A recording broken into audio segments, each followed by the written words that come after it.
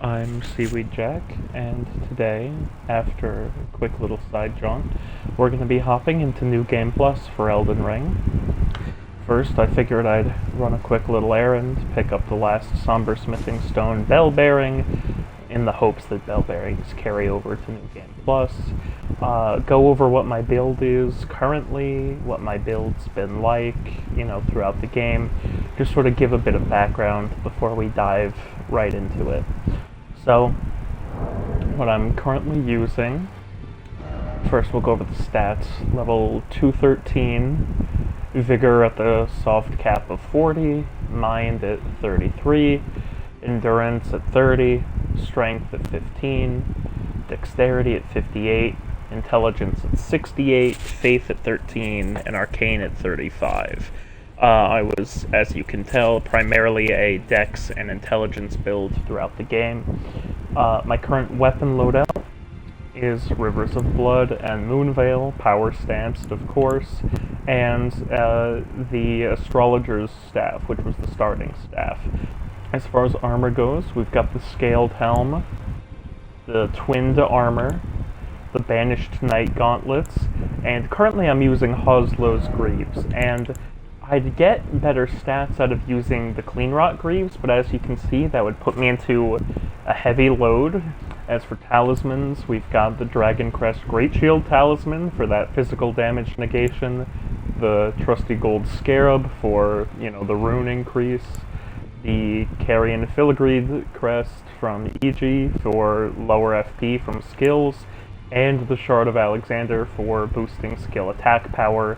My flasks are plus 11. I've currently got them set at 13 healing, 1 magic, but obviously, you adjust that whenever you need to.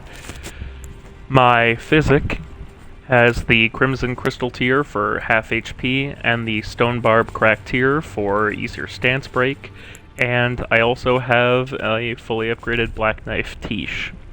Now, I do also have the Mimic fully upgraded, and I have a fully upgraded Great Shield Soldier Ashes, in addition to, all these other ashes you see here. I went for the Age of Duskborn ending, so Fia's ending.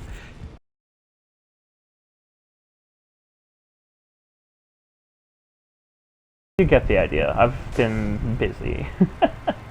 But, the reason I've been still sticking around is because A, I didn't want to start New Game Plus until I could start streaming, and B, I wanted to have access to the rune farm because I'm trying to get my stats high enough to mess around with the Blasphemous Blade. I want to mess around better with the Dark Moon Greatsword. I got the Greatsword to plus 25, gave it Lion's Claw and Blood Affinity, but obviously my strength is nowhere near high enough to use that yet, so it's just kind of sitting in limbo for now. I kind of want to mess around with this. Dragonlord Placiduous Axe was a fun fight. I want to use the Hand of Melania, even though I've heard it's not as good as the swords I'm already using. That's okay. Mohg's Sacred Spear, obviously, just for that pure AoE damage. I don't care if it's cheap. Where was the Sacred Relic Sword? This is especially for farming, but also just in general. I do want to get my faith high enough to use that.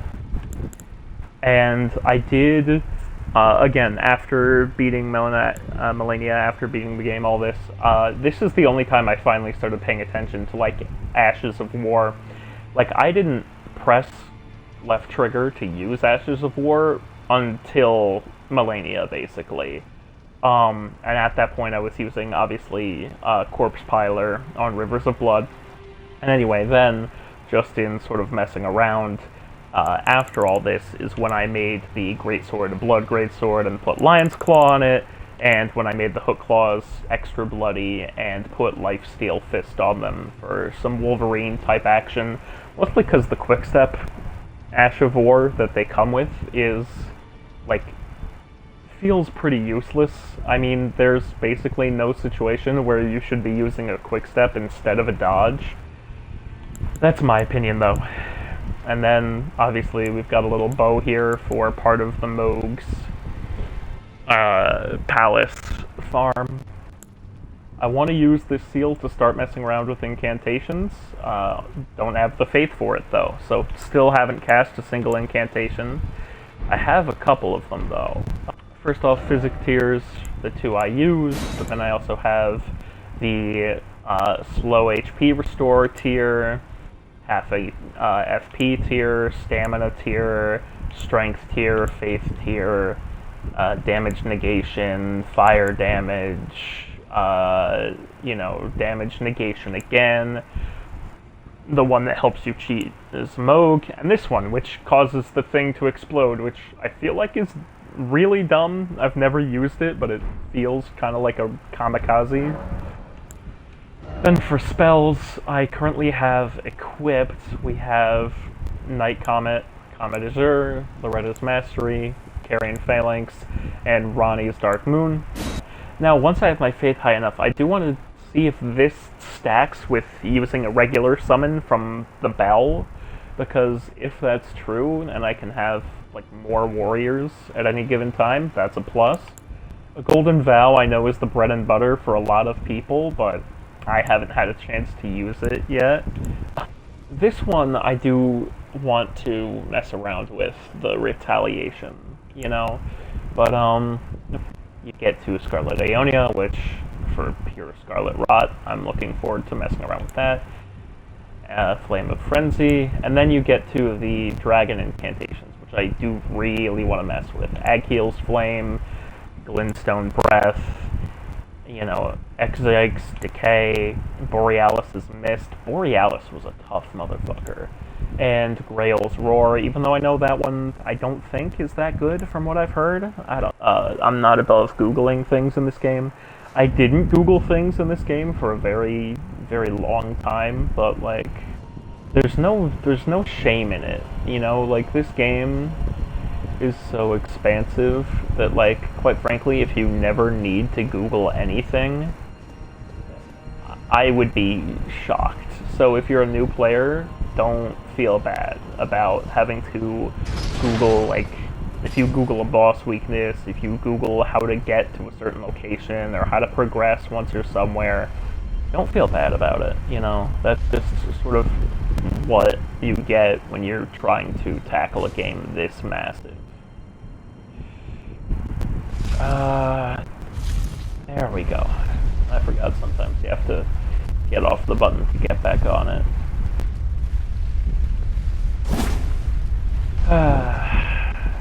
Okay. I think... Oh, right, there's like the church is like right through here, I think, right? Yeah. Alright, let's... I can't take these guys out in one hit yet, but... Me bomba! Oh, that was a really bad time to miss. What if I just... How do you handle that?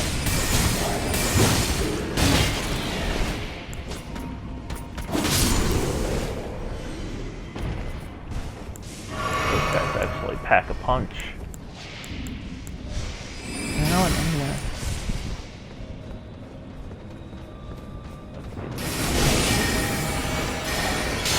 Stop. Did that more... I think that did more damage to his buddy than it did to him. That's confusing. A little bit. Oh, that's... Oh. Is that gonna finish the job? It did. Okay, good. Oh.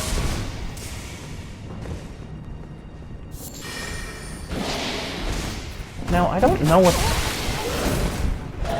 Now, truth be told, I don't really know what the gravel stones are for. I always end up just selling them back to the blacksmith. At this point, it's sort of a sunk cost thing. I'm too afraid to Google. He has risen, baby girl! Because, like, if I find out they would have been really helpful this whole time and I've just been getting rid of them, I'd be, like, disappointed in myself. And I'm not about that. I have an ancient somber dragon smithing stone, but I don't know which of my weapons I want to use that on. So I'm gonna hold off on fully upgrading anything for now. I need... Oh wait, I didn't... We gotta offer the bell bearing. Okay, how much do we need per each? 25,000. Okay, so this is actually good, and I'll tell you why. Because it gives me a chance to show you guys just a glimpse of the farming strat. Now, once you complete Varys' quest line, you'll get an item that says it'll grant an audience with the Lord of Blood when the time is right. That last part, when the time is right, ignore that. It's BS, it's just a trick to get you to not use it or wait for something and hold off on using it. Use it.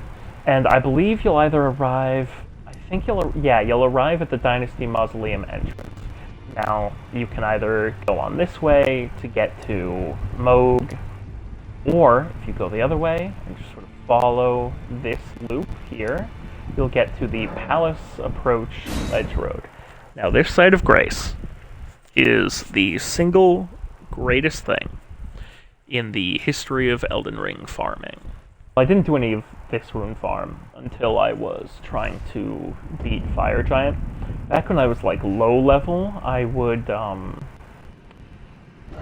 is, first of all, you've got the troll right outside of, where is it? The Third Church of America. There's a troll like right here that's an easy 1,000 runes or 1,200 once you have the gold scarab. And at lower levels, that's a great rune farm. When you get to a little bit higher level, what you're going to want to do is start at, I believe it's either Stormhill Shack or Warmaster's Shack. I think it's Stormhill. And just sort of go on a loop through here. And you're going to be able to kill about 7 or 8 trolls, so that's 7 or 8,000 before Gold Scarab. And again, that'll take you maybe like 2-3 minutes, and that's decent, a decent-ish farm for when you're like early to mid-level. But once you get into sort of the real meat of the game, this rune farm is going to be your bread and butter. So this side of grace is going to be really important. The sort of beginner, basic speedrunning part of this rune farm is simple. Get a simple bow and some arrows. Arrive at this side of grace. Hit that bird. Now, it will run off the ledge.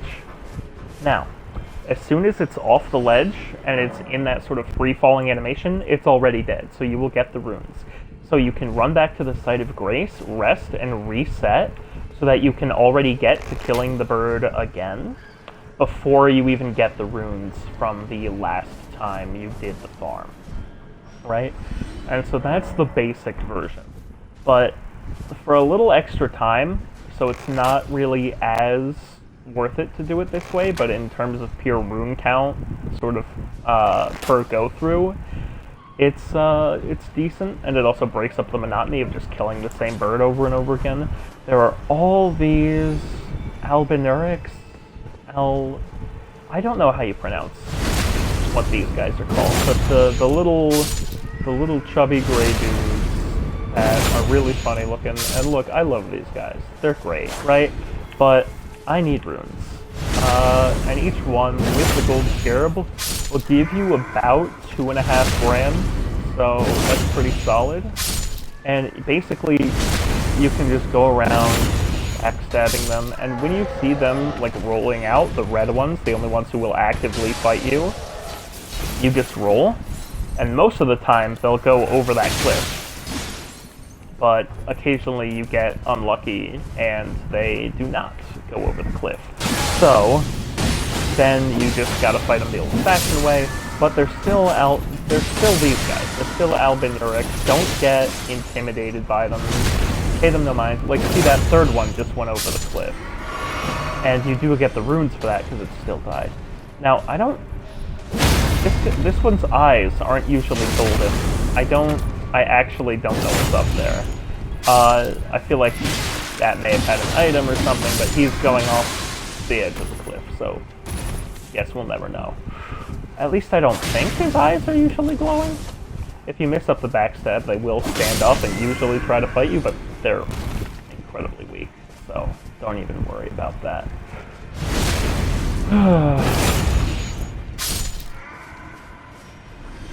Now, I will admit that because I had to get wired earbuds special just to be able to stream, and, obviously I live with other people, so I can't use TV volume, this is my first time playing Elden Ring with game volume at all.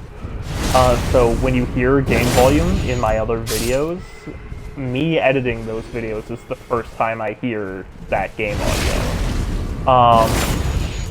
Which, it is what it is. Now these four, they can give you a little bit of trouble for like a second if you're not sort of speedy enough, but really all you gotta do is hit them with an Ash of War that that can hit multiple of them, and boom, you'll be done in a second. Now, look at how many runes we got from doing that just once.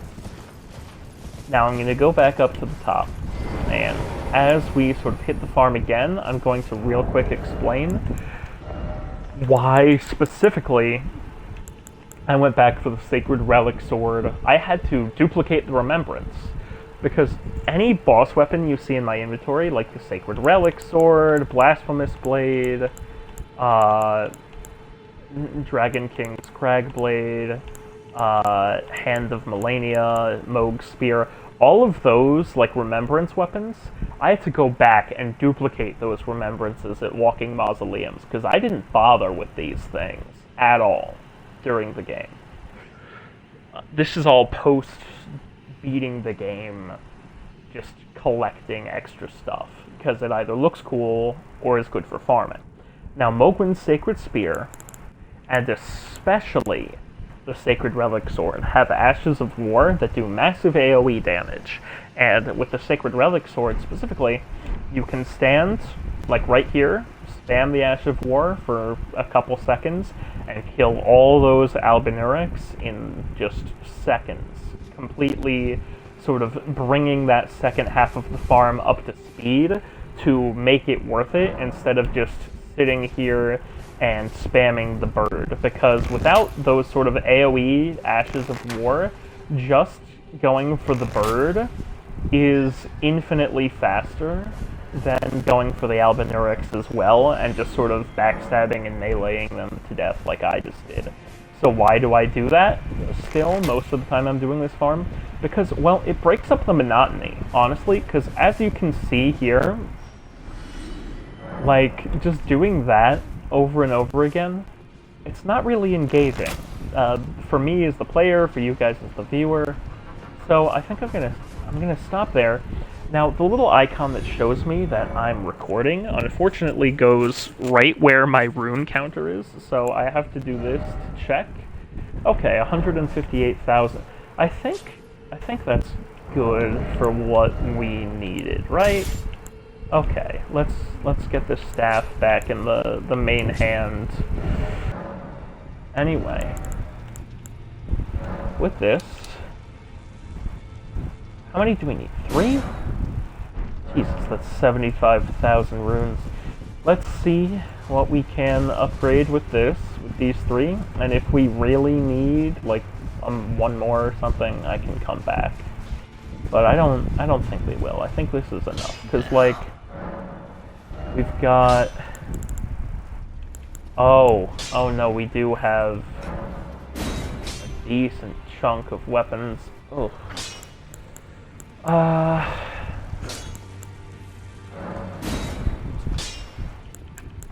Hand of Melania. Okay, so we need one. We need 1, 2 more. So.